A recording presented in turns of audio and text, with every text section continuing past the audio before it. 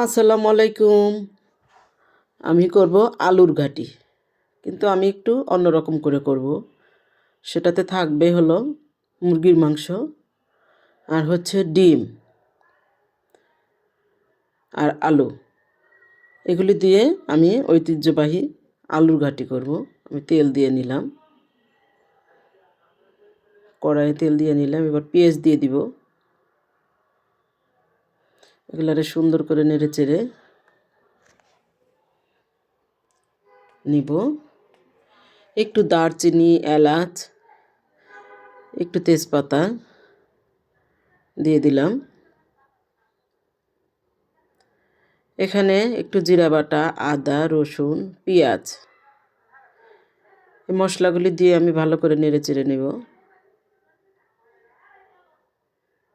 এখানে দিলাম হলুদ, মরিচ, সস, সবগুলো দিয়ে ভালো করে কষিয়ে নিব। কাঁচামরিচ দিয়ে দিলাম।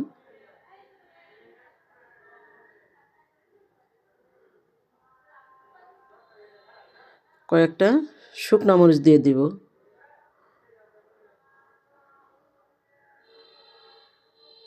এবার আমি মুরগির মাংসগুলো ঢেলে দিব।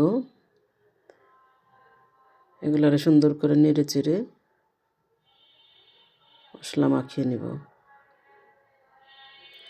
এবার আমি ডিমগুলি দিয়ে দিলাম। ডিম আমি আগে সিদ্ধ করে রেখেছিলাম। আলুগুলো ম্যাশ করে রেখেছি, এটাতে একটু পানি দিয়ে দিলাম। এই ঘাটিটা অনেক মজার হয়, যদিও আমি কখনো খাইনি। আমি শুনেছি নাকি অনেক মজার হয়, ভাবলাম একটু আমিও রান্না করি দেখি।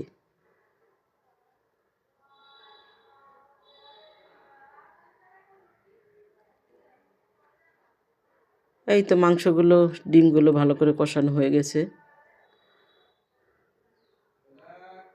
এটাতে আমি একটু আলু যে সিদ্ধ করে ম্যাশ করে রেখেছি, আমি এটা ঢেলে দিব এখন। এই যে সবগুলো ঢেলে দিলাম।